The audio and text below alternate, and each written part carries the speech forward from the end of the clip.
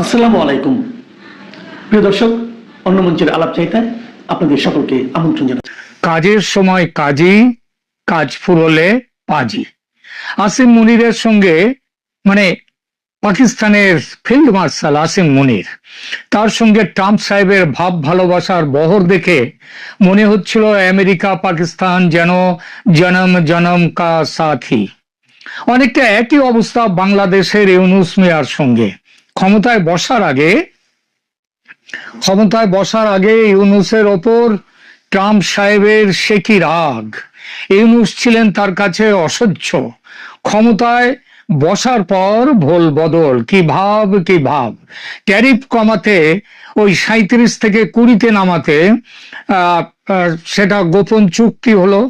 সেই চুক্তিতে আমেরিকার কাছে মোটামুটি দেশ বিক্রি করে দিলেন ইউনূস সাহেব।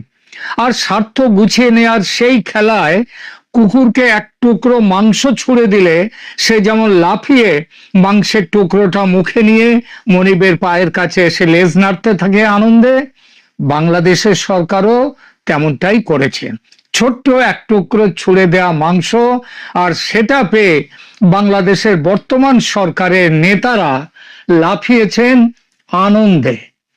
আমেরিকার সঙ্গে বাংলাদেশের সম্পর্কের সাম্প্রতিক উন্নয়ন নিয়ে প্রধান উপদেষ্টা ডক্টর মোহাম্মদ ইউনূস, পররাষ্ট্র উপদেষ্টা তৌহিদ হোসেন, জাতীয় নিরাপত্তা উপদেষ্টা খলিলুর রহমান আমেরিকার ভালোবাসায় গদগদ হয়ে গিয়েছিলেন। সে আনন্দ চেপে না রেখে বলেছেন বারংবার প্রকাশ্যে। প্রধান উপদেষ্টা ডক্টর মোহাম্মদ ইউনূস বিভিন্ন আন্তর্জাতিক ফোরামে এবং সংবাদ মাধ্যমে বহুবার জানিয়েছেন যে আমেরিকার সঙ্গে বাংলাদেশের সম্পর্ক একটা নতুন উচ্চতায় পৌঁছেছে। বিশেষ করে ছাত্র জনতার অভ্যুত্থানের পর মার্কিন প্রশাসন বাংলাদেশের সংস্কার প্রক্রিয়ায় বড় ধরনের সমর্থনের প্রতিশ্রুতি দিয়েছে। সেই প্রতিশ্রুতির এই নমুনাটার কথাই পরে আসছে। অবশ্য থাম্বনেইলে বলেছি, আপনারা হয়তো অনেকেই ধরতে পেরেছেন। এবার পররাষ্ট্র উপদেষ্টা তৌহিদ হোসেন সাহেবের কথা শুনুন। তৌহিদ হোসেন গত কয়েক মাসে একাধিকবার স্পষ্ট করেছেন যে বর্তমান অন্তর্বর্তীকালীন সরকারের সঙ্গে যুক্তরাষ্ট্রের সম্পর্ক আগের তুলনায় অনেক অনেক বেশি সহজ এবং সহযোগিতার। বাংলাদেশের পাশে আমেরিকা পাহাড়ের মতো দাঁড়িয়ে আছে। তিনি জানিয়েছেন মার্কিন প্রশাসন বাংলাদেশের অর্থনীতি পুনরুদ্ধার, প্রাতিষ্ঠানিক সংস্কার এবং গণতন্ত্র পুনর্গঠনে সরাসরি কাজ করবে।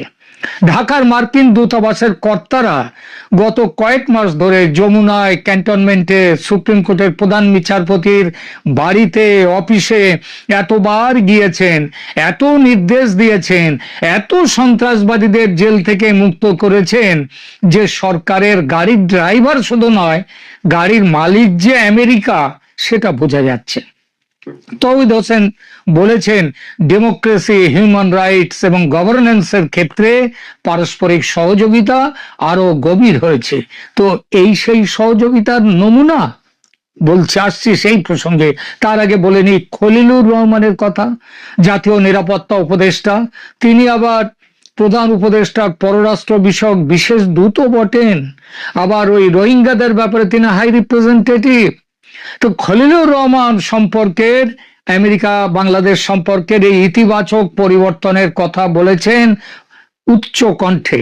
তার মতে মার্কিন উচ্চ পর্যায়ের প্রতিনিধি দলের সাম্প্রতিক ঢাকা সফর এবং বাংলাদেশের প্রতিনিধিদের ওয়াশিংটন সফরের মাধ্যমে দ্বিপাক্ষিক সম্পর্কের ক্ষেত্রে আর আস্থার সংকট বলে কিছু নেই।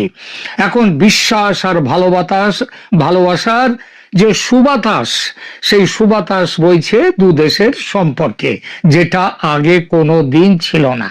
কিন্তু এরা সবাই ভুলে গেছেন বড়র পিরিতি বালির বাঁধ, ক্ষণে হাতে দড়ি ক্ষণিক চাঁদ। চাঁদ পেতে না পেতেই দড়ি বাঁধার প্রক্রিয়া ভালোভাবেই শুরু করে দিল আমেরিকা। আমেরিকার সবচেয়ে বড় মিত্র বলে যাকে ধরা হচ্ছিল, সেই পাকিস্তানের সঙ্গে নতুন প্রেমে হাবুডুবু খাওয়া বাংলাদেশের হাতেও দড়ি পড়ল। গোলাম বানাবার খেলা গুছিয়ে নেওয়ার পর, মানে বাংলাদেশের কাছ থেকে যেসব জিনিসগুলো নেয়ার সেগুলো নেয়ার পর এবার লাথি কষাবার পালা। পাকিস্তান বাংলাদেশ দুই ভাইয়ের পশ্চাৎ দেশে কোষে দুই লাথি লাগিয়েছে আমেরিকা। ভিসা বন্ধের মার্কিনী সিদ্ধান্তকে যদি লাথি মারা বলা হয়, বেশি বলা হবে কি? কেন বেশি বলা হবে না, সেই আলোচনায় আসছে। বাংলাদেশ সমেত 75টা দেশের নাগরিকদের ভিসা বন্ধ করেছে আমেরিকা। এই তালিকায় পাকিস্তান সমেত মার্কিন ব্লকের অন্তর্ভুক্ত বেশ কিছু মুসলিম দেশকে রাখা হয়েছে। অথচ ভারতের ক্ষেত্রে বিধিনিষেধ দেয়নি আমেরিকা, শ্রীলঙ্কার ক্ষেত্রে দেয়নি। কেন এমনটা হলো একটু ভাঙতে হয়। সম্প্রতি মার্কিন যুক্তরাষ্ট্র বাংলাদেশ সমেত বিশ্বের 75টা দেশের নাগরিকদের জন্য ইমিগ্র্যান্ট ভিসা মানে স্থায়ীভাবে বসবাসের ভিসা দেওয়ার প্রক্রিয়া স্থগিত করার ঘোষণা দিয়েছে। এটা ডোনাল্ড ট্রাম্প প্রশাসনের অভিবাসন নীতির একটা বড় অংশ। এই সিদ্ধান্তের মূল কারণ কি? মার্কিন স্টেট ডিপার্টমেন্টের মতে এই 75টা দেশের নাগরিকরা যুক্তরাষ্ট্রে গিয়ে আর ফেরার নাম করেন না বেশিরভাগ। তারা সেখানে থেকে যান, সে দেশের জনকল্যাণমূলক যেসব তহবিল থাকে, ওয়েলফেয়ার, পাবলিক বেনিফিটস, তার উপর নির্ভর করে বসে থাকেন। একে বলা হচ্ছে পাবলিক চার্জ নীতি। অর্থাৎ যুক্তরাষ্ট্র চায় না এমন কেউ অভিবাসী হয়ে আসুক যারা ভবিষ্যতে সে দেশের ট্যাক্সের টাকার উপর বোঝা হয়ে দাঁড়াবে। এই যে নতুন নীতি, এটা কার্যকর হতে চলেছে আজ থেকে এক সপ্তাহ নেই, তার মধ্যেই এটা কার্যকর হতে চলেছে 21শে জানুয়ারি 2026 থেকে। এই সিদ্ধান্তের ফলে বাংলাদেশের কি কি সংকট হতে পারে একটু দেখা যাক। বড় ধরনের সংকট কিনা। প্রথমত, পরিবার পুনর্মিলন বন্ধ। যারা ডিভি লটারি, বর্তমানে যদিও বাংলাদেশের জন্য এটা নেই, বা ফ্যামিলি কোটায় বাবা মা ভাই বোন বা স্বামী স্ত্রীর মাধ্যমে গ্রিন কার্ডের অপেক্ষায় ছিলেন, তাদের সংখ্যা কিন্তু লক্ষাধিক। তাদের প্রক্রিয়া অনির্দিষ্টকালের জন্য আটকে গেল। এক কথায় আমেরিকায় গিয়ে বসবাসের স্বপ্ন বাংলাদেশের মানুষের জন্য থাকলো না। একই পরিস্থিতি পাকিস্তানের ক্ষেত্রেও। শুধু বাংলাদেশ বা পাকিস্তান কেন, এই নিষেধাজ্ঞা বিশ্বের মুসলিম দেশগুলোর জন্য বিশেষ করে করা। 75টা দেশের তালিকায় নজর রাখলে দেখা যাবে নিষিদ্ধ তালিকার প্রায় 3/4 দেশ মুসলিম দেশ। তাদের মধ্যে তেলের টাকার মালিক মধ্যপ্রাচ্যের বেশ কিছু দেশও আছে। কিন্তু সবচেয়ে ক্ষতিগ্রস্ত হবে কে? বাংলাদেশ। এমনকি পাকিস্তানের চেয়েও তাদের ক্ষতি বেশি। এটা এই জন্য যে দেশের জনসংখ্যা ও ভিসা নিয়ে আমেরিকায় গিয়ে আর ফিরে না আসার সংখ্যায় বাংলাদেশ ওই 75 দেশের তালিকার ওপরের দিকে, একেবারে ওপরেও বলা যায়। ফলে ক্ষতিটা বাংলাদেশের বেশি। অন্যান্য প্রভাব কি হতে পারে? দেখুন, কর্মসংস্থান ও রেমিট্যান্সের উপর বড় প্রভাব পড়বে। দীর্ঘমেয়াদী কর্মসংস্থান বা ইমিগ্রেশন ভিসা বন্ধ হওয়ায় নতুন করে লোক পাঠানোর সুযোগ চলে যাবে, যা ভবিষ্যতে রেমিট্যান্সে প্রভাব ফেলতে পারে। মনে রাখবেন, সব আরব দেশ থেকে মিলে যত ডলার বাংলাদেশে রেমিট্যান্স হিসেবে আসে, একা আমেরিকা থেকে আসে তার চেয়ে বেশি। ছাত্র পর্যটন ভিসা, তারপরেও আবার দেখুন এই আরব মধ্যপ্রাচ্যের বেশ কিছু দেশও আবার বাংলাদেশিদের এখন কাজে নিচ্ছে না। এরপরে আসুন ছাত্র পর্যটন ভিসা। মনে রাখবেন, এটি মূলত ইমিগ্র্যান্ট ভিসার উপরে নিষেধাজ্ঞা। তবে ভিজিটার ভিসা বা B1 বা B2 বা স্টুডেন্ট ভিসার ক্ষেত্রেও স্ক্রিনিং এবং কড়াকড়ি অনেক বেড়ে যাবে। এমনকি বাংলাদেশে যারা বেড়াতে যাবে তাদের জন্য $15,000 দিয়ে বন্ড কিনে জমা রাখতে হবে। $15,000 মানে প্রায় 19 লক্ষ বাংলাদেশি টাকা। এই টাকাটা যাওয়ার আগে জমা করতে হবে। ইমিগ্রেশন ভিসা পাওয়ার আগে জমা করতে হবে। বেড়াতে যাওয়ার ভিসা জমা করতে হবে এবং নির্দিষ্ট সময়ের আগে ফিরে না এলে এই টাকা বাজেয়াপ্ত, এবং বাজেয়াপ্ত শুধু না, ঘাট ধরে আবার আমেরিকার থেকে ফেরত পাঠিয়ে দেওয়া হবে। এবার একটু অন্যরকম প্রভাবের কথা বলা যাক। ডক্টর ইউনূস ও তার উপদেষ্টা পরিষদের উপর কি প্রভাব ফেলতে পারে আমেরিকার এই সিদ্ধান্ত? গত 18-19 মাস ধরে যে মবক্রেসি চলেছে দেশে, যে অত্যাচার অনাচার খুন জখমের হাজার হাজার ঘটনা ঘটে চলেছে দেশে, যেভাবে পাহাড় প্রমাণ আর্থিক দুর্নীতি হয়েছে, এই সরকারের বিদায় হলে তার জন্যে বিচারের মুখোমুখি দাঁড়াতেই হবে অপরাধীদের। এই অপরাধীর তালিকার ওপরে আবার জল করছেন স্বয়ং প্রধান উপদেষ্টা, তার নিচে অন্য উপদেষ্টাদের লম্বা তালিকা।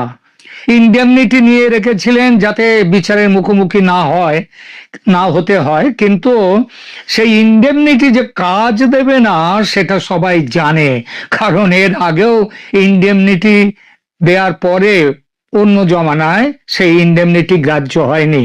তাই উপদেষ্টারা, অপরাধীরা সেফ এক্সিট নিয়ে অন্য দেশে পালাবার জন্যে মরিয়া সবাই। এটা আমার কথা নয়, আমি যে খাটিয়ে বানিয়ে বলছি তা নয়, বলেছেন একদা উপদেষ্টা ও বর্তমানে এনসিপি দলের নেতা নাহিদ ইসলাম স্বয়ং। আপনারা হয়তো ভুলে যাননি, গত অক্টোবরে তিনি বলেছেন, অক্টোবরের গোড়ার দিকে সম্ভবত 4-5 তারিখ নাগাদ তিনি বলেছেন সেফ এক্সিট নিয়ে দেশ ছাড়ার জন্য তৈরি আছেন বহু উপদেষ্টা। তাদের তালিকাও তার কাছে আছে এবং যথাসময়ে সেই তালিকা প্রকাশ করে দেবেন বলে তিনি হুমকিও দিয়েছিলেন। যদিও প্রধান উপদেষ্টা তাকে বুঝিয়ে সুঝিয়ে শান্ত করার পর তালিকা আজ পর্যন্ত প্রকাশ করেননি তিনি। প্রধান উপদেষ্টা বুঝিয়ে তাকে বলেছিলেন ভয় তো আওয়ামী লীগকে, তা আওয়ামী লীগ যদি ভোটেই না আসতে পারে, ভোটে না থাকতে পারে, তাহলে তারা ফিরবেটা কি করে? সুতরাং ভয় নেই, আর বিএনপির তারেক জিয়াকে ম্যানেজ করতে অসুবিধা হবে না, তিনি বলে টলে রেখেছেন। কিন্তু এই সিনারিও, এই দৃশ্যপট আবার দ্রুত পাল্টাচ্ছে। ভারত চাপ দিচ্ছিল অনেকদিন ধরেই আওয়ামী লীগকে ভোটে রাখতে হবে, ইনক্লুসিভ ইলেকশন, কিন্তু আমেরিকা ধরি মাছ নাচুই পানি করছিল, মানে মনে এক আর মুখে আর এক। ইনক্লুসিভ ইলেকশনটা অনেক সময় পিছলে যাচ্ছিল মুখ থেকে, ওটা বেরোচ্ছিল না, ফ্রি অ্যান্ড ফেয়ার বলে থেমে যাচ্ছিল। কিন্তু অতি সম্প্রতি দ্বিধা দূর করে আওয়ামী লীগকে নিয়ে ইনক্লুসিভ নির্বাচনের কথা বলছে আমেরিকা। ঢাকায় মার্কিন রাষ্ট্রদূত ক্রিস্টেন সেন ইউনূসের সঙ্গে দেখা করে পরিষ্কার জানিয়ে দিয়েছেন একথা। আবার দিল্লিতেও একই কথা বলেছেন সার্জিও গোর। 12 তারিখের ভোট পিছিয়ে যাওয়ার কথা এখন জোরে সোরে আলোচনায় আসছে, এবং আসছে নির্বাচনে আওয়ামী লীগের অন্তর্ভুক্তির সম্ভাবনা, সেই আলোচনাও খুব জোরে সোরে চলছে। যদি সত্যিই হয় সেটা, তবে পাগলের মতো সেফ এক্সিট খুঁজতেই হবে ইউনূস এবং তার চেলারা এইবার সেফ এক্সিট খুঁজবেন। প্রশ্ন, কোথায় যাবেন তারা? ইউরোপের বেশিরভাগ দেশ মুসলিমদের তাদের দেশে আশ্রয় দেওয়ার বিষয়ে আজকাল খুব কড়াকড়ি করছে, আপনারা জানেন। যেভাবে মুসলিম অভিবাসীরা এসব দেশে আশ্রয় নিয়ে মৌলবাদী কাজকর্ম করছে, শরিয়া কানুন চালু করবার চেষ্টা করছে, যেভাবে ধর্মীয় হিংসা তৈরি করছে, তাতে ইংল্যান্ড, ফ্রান্স, জার্মানি, ইতালিতে ঠাঁই মিলবে না।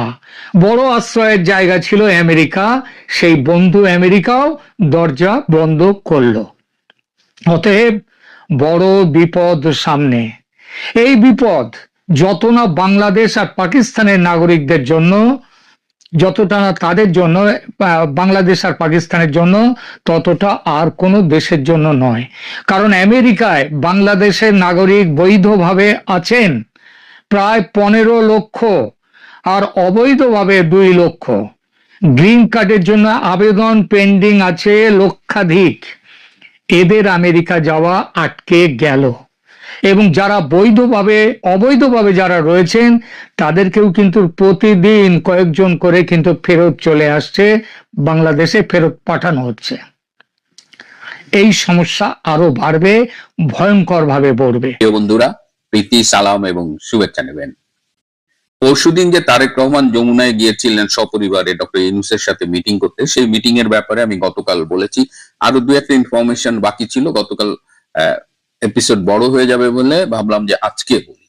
যে এই একান্ত বৈঠকে, যে 22 মিনিটের একান্ত বৈঠক হয়েছিল, সেখানে ডক্টর ইউনূস একটা কথা তারেককে বলেছিলেন যে আপনারা জানেন যে ডক্টর ইউনূস কয়েকদিন আগেই বলছিলেন যে নতুনরা নতুন সরকারে যাবে, মানে যে এনসিপির যে নতুন কিছু নেতা আছে এরা নতুন সরকারে মন্ত্রী হবে, এরকম একটা কথা বলেছিলেন। এবং এই কথাটার পরে কিন্তু রাজনীতিতে একটা তীব্র প্রতিক্রিয়া হয়েছিল যে এনসিপির এরা কিভাবে মন্ত্রী হবে, এদের তো সরকারে যাওয়াটাই অনিশ্চিত।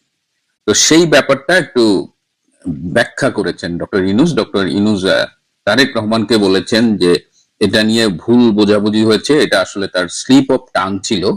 তিনি আসলে বোঝাতে চেয়েছেন যে নতুন যে সরকারটা গঠিত হবে যারাই করুক, তিনি আশা করেন যে সেখানে এই তরুণদেরও মন্ত্রী পরিষদে অন্তর্ভুক্ত করা হবে। এবং তিনি তারেক রহমানকে অনুরোধ করেন যদি এই তরুণরা নির্বাচিত হয়ে আসে তাহলে 6টি মন্ত্রণালয়ে যেন তাদের দায়িত্ব দেওয়া হয়, মানে 6 জনকে মন্ত্রী করা হয়, সোজা কথা। তার মধ্যে শিক্ষা মন্ত্রণালয় আছে, সংস্কৃতি মন্ত্রণালয় আছে, ক্রীড়া মন্ত্রণালয় আছে, আর 3টা, এরকম মোট 6টা মন্ত্রণালয় আছে। এখন কথা হলো যে, এবং এটা ওনার যুক্তি হলো যে এই নতুনদের যদি মন্ত্রী পরিষদে যুক্ত করা হয় তাহলে সরকারও, মানে বলা যাবে যে এটা প্রচলিত সেই পুরনো আমলের না, তারা নতুন ভয়েস অ্যাড করতেছে মন্ত্রী পরিষদে। এবং ডক্টর ইউনূস তারেক রহমানকে একটা জিনিস খুব ক্লিয়ার করেছেন যে তিনি এই নির্বাচনের পরে আর কোনো দায়িত্বে থাকতে চান না, তিনি চলে যাবেন। এবং তিনি মনে করেন যে এই 6 জন তরুণকে যদি দায়িত্ব দেওয়া হয় তাহলে তাদের মধ্য দিয়েই ডক্টর ইউনূস থেকে যাবেন।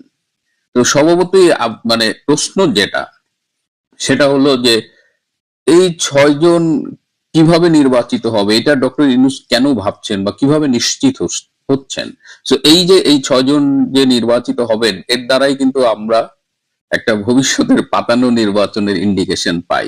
যাই হোক, তারেক রহমান 8:30টার দিকে চলে গেছেন, 8:26-এ। 5 জন উপদেষ্টা গিয়েছিলেন যমুনায় তারেক রহমানের সাথে মিটিং করতে, কিন্তু তারেক রহমান এগ্রি করেননি। পরে তিনি ডিনার করেছেন, যেহেতু একটা ফ্যামিলি ইনভাইটেশনও ছিল, তারেক রহমানের পরিবার গিয়েছিল, আবার ডক্টর ইউনূসের মেয়ে দিনা ইউনূসও ছিলেন। তো এই যেটা বলছিলাম যে নির্বাচনটা পাতানো হবে কিনা, এবং অনেকেই মনে করছেন যে এই আজকেও একটু আগে ফোন পেলাম বাংলাদেশ থেকে, একজন ফোন করলো যে এখন বাংলাদেশে তারেক রহমানের যে স্ট্যাটাস, তাতে মনে হয় যে তিনি ডিফ্যাক্টো প্রাইম মিনিস্টার, মানে তিনি প্রাইম মিনিস্টার হতে যাবেন আর কি, এরকম একটা অবস্থা। তো যেটা আশঙ্কা করছে যে ডক্টর ইউনূস এবং এরা মিলে ডক্টর এই তারেক রহমানকে এমন একটা ধারণা দিচ্ছে যে সে তো প্রাইম মিনিস্টার হচ্ছেই। এবং এই বৈঠকে ডক্টর ইউনূস বলেছেন যে এখন আমার উপরে যে প্রেসার গুলো আমি দেখছি, আপনার উপরেও কিন্তু এই সেম প্রেসার আসবে, তার মানে আপনি প্রাইম মিনিস্টার হতে যাচ্ছেন। আবার ওদিকে বলছেন 6টা মন্ত্রী ছাড়তে হবে। এই 6 জন আবার কারা? আমি ধারণা করি এনসিপি 6 জন, তারা জিতবেন এটা আবার ডক্টর ইউনূস কিভাবে জানেন বা ধারণা করেন? সো এই জায়গা থেকেই মানে সন্দেহগুলোর উদ্রেক হয়। এবং আরো যে বিষয়টা হলো সেটা হলো যে জামাত ইসলামের ভূমিকা নিয়ে আলোচনা চলছে। জামাত কিন্তু ঠিক করেছে যে 160 থেকে 170টা আসন তারা টার্গেট করেছে, যে সেই আসনগুলোতে তারা ফাইট করবে এবং তারা জিতবে। এবং এই ফাইটের জন্য তারা যে কৌশলগুলো ঠিক করেছে, এই কৌশলগুলো আমরা বিচ্ছিন্নভাবে এই একবার এটা শুনি একবার ওইটা শুনি, কিন্তু আমরা যদি সবকিছু সামারাইজ করি তাহলে আমরা বেশ দেখতে পাই যে তারা, দেখেন এই যে এবার প্রবাসীদের ভোটার করা হয়েছে, এবং তারা কয়েকটা দেশে, বিশেষ করে মিডল ইস্ট কান্ট্রিজে তারা এই মানে একদম খুব টার্গেটেড ওয়েতে তারা ভোটার বানিয়েছে।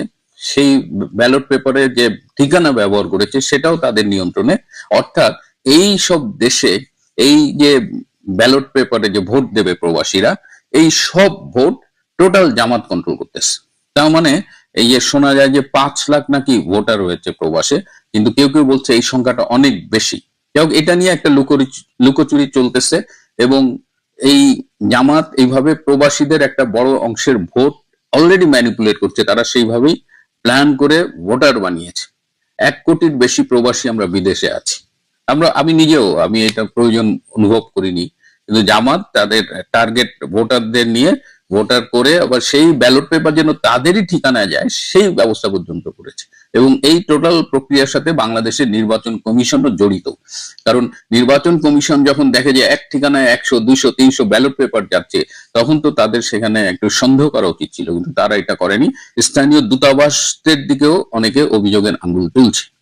আরো একটা কৌশলের কথা আজকে শুনলাম যে জামাত যে 160 থেকে 170টা আসন টার্গেট করেছে, বাকি আসনগুলো তারা ছেড়ে দেবে এবং অধিকাংশ আসনই তারা ধারণা করে যে বিএনপি জিতবে বা অন্য দলের প্রার্থীরা জিতবে। এই 160 থেকে 70 আসনে এই যে 20 তারিখের পরে যখন নির্বাচনী প্রচারণা শুরু হবে, তখন তারা কি করবে, এই যে টার্গেটেড সিট এইখানে তারা ব্যাপক রকমের গন্ডগোল শুরু করে দিবে এবং তারা প্রত্যেক আসনে বিএনপি এবং প্রতিপক্ষের 40 থেকে 50 জন নেতার একটা তালিকা করেছে এবং তারা ঠিক করেছে যে এইসব নেতাদের বিরুদ্ধে তারা মামলা দেবে, বিভিন্ন ধরনের মারামারি করবে বা বিভিন্ন ঘটনা ঘটে এইসব নেতৃবৃন্দের বিরুদ্ধে মামলা দেবে এবং তাদের অনেককে গ্রেপ্তার করাবে অথবা দৌড়ের উপর রাখবে। যখন দেখা যাবে যে একটা দলের বড় বড় নেতারা মামলা খাচ্ছে, পালিয়ে বেড়াচ্ছে, তখন সেই মেসেজটা কিন্তু অন্যদের মধ্যেও ছড়িয়ে যাবে। তো জামাত এই কারণে প্রশাসন, আইন শৃঙ্খলা বাহিনীর একটা অংশ, সেনাবাহিনীর একটা অংশ, এই সব মিলে তারা এই প্ল্যানটা করেছে। সুতরাং 20 তারিখের পরে দেখবেন যে এই 160-70টা আসনে জামাতের আচরণ কিন্তু টোটাল চেঞ্জ হয়ে গেছে এবং তারা প্রতিপক্ষের বিরুদ্ধে মানে একদম ঝাঁপায় পড়বে এবং তাদের আইনি ভাবে হয়রানি করে এলাকা ছাড়া পর্যন্ত করার চেষ্টা করবে। সো এইভাবে তাদের কাছে এবার সিম্পল মেজরিটি চাই তাদের টার্গেট। এছাড়া তো অন্যান্য বিষয়গুলো আপনারা জানেনই, তারা নারীদের কিভাবে টার্গেট করেছে। সামাজিক যোগাযোগ মাধ্যমে আমরা দেখছি নারীদের কাছে কোরআন শরীফ নিয়ে যাচ্ছে, নারীদের কাছে ধর্মের কথা বলছে, নারীদের এনআইডির ছবি তুলতেছে, আবার সামগ্রিকভাবে তারা ধর্মের অপব্যবহার করছে। ধর্মকে নির্বাচনে ব্যবহার করার ব্যাপারে স্পষ্ট নিষেধাজ্ঞা আছে আমাদের নির্বাচনী আচরণ বিধিতে, কিন্তু এগুলো তারা মানছে না। এর বাইরে যারা আওয়ামী লীগের ভোটারদের টার্গেট করেছে, নানা রকমের প্রলোভন, ভয় ভীতি দেখাচ্ছে এবং তারা প্রয়োজনের টাকা পয়সা খরচ করছে, যার যা লাগে, মানে নির্বাচনী আচরণ বিধির সবকিছু তারা অমান্য করছেন বলা যায়। এবং তারা এইভাবে ক্ষমতাটা দখল করতে যাচ্ছে এবং তারা বিএনপি, তারেক রহমান সবাইকে তারাও একটা ধারণা দিচ্ছে যে বিএনপিতে ক্ষমতায় আসতেছেই, কিন্তু তলে তলে জামাত ক্ষমতায় যাবার জন্য, নির্বাচনে জয়লাভ করার জন্য সবকিছু করছেন। এবং এখানে মিলিয়ন ডলার প্রশ্নটা হলো যে ডক্টর ইউনূস কি চাইছেন। এবং আপনারা কয়েকদিন ধরে দেখছেন যে আমাদের সেনা প্রধান জেনারেল ওয়াকার খান একদম চুপ, তিনি কোথাও নেই। তিনি আসলে কি চাইছেন?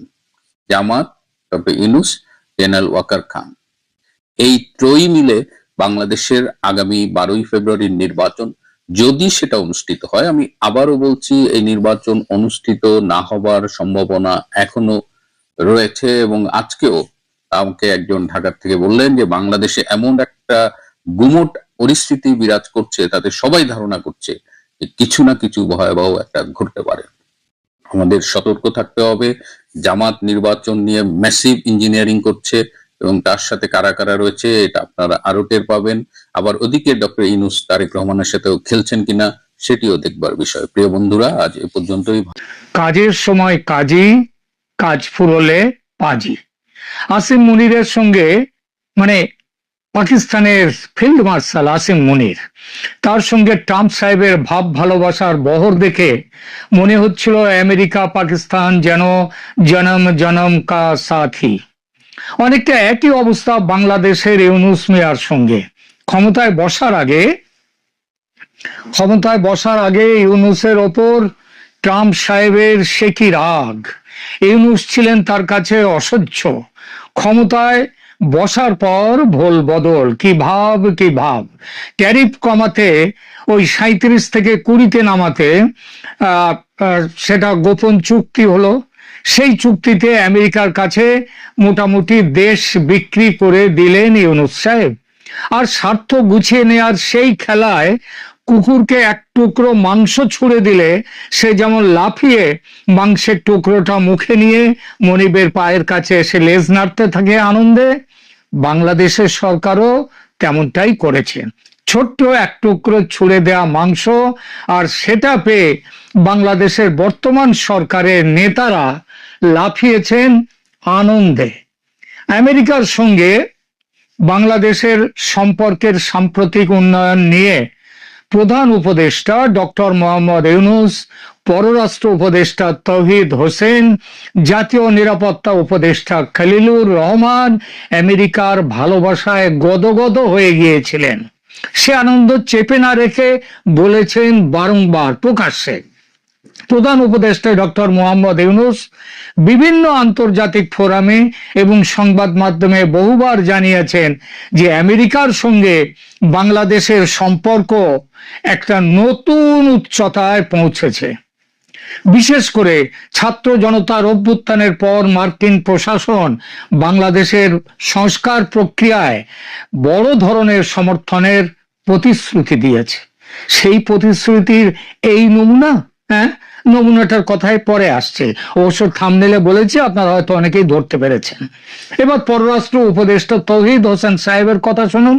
তৌহিদ হোসেন গত কয়েক মাসে একাধিকবার স্পষ্ট করেছেন যে বর্তমান অন্তর্বর্তীকালীন সরকারের সঙ্গে যুক্তরাষ্ট্রের সম্পর্ক আগের তুলনায় অনেক অনেক বেশি সহজ এবং সহযোগিতার। বাংলাদেশের পাশে আমেরিকা পাহাড়ের মতো দাঁড়িয়ে আছে। তিনি জানিয়েছেন মার্কিন প্রশাসন বাংলাদেশের অর্থনীতি পুনরুদ্ধার, প্রাতিষ্ঠানিক সংস্কার এবং গণতন্ত্র পুনর্গঠনে সরাসরি কাজ করবে।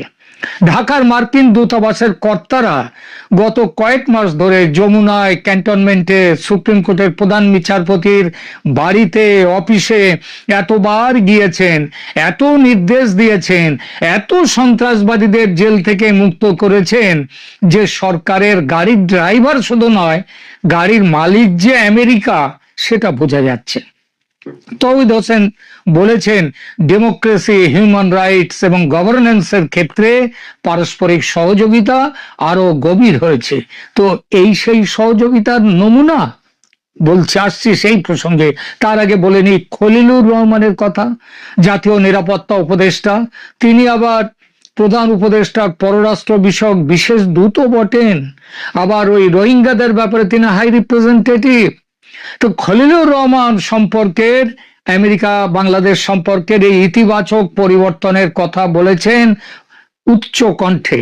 তার মতে মার্কিন উচ্চ পর্যায়ের প্রতিনিধি দলের সাম্প্রতিক ঢাকা সফর এবং বাংলাদেশের প্রতিনিধিদের ওয়াশিংটন সফরের মাধ্যমে দ্বিপাক্ষিক সম্পর্কের ক্ষেত্রে আর আস্থার সংকট বলে কিছু নেই।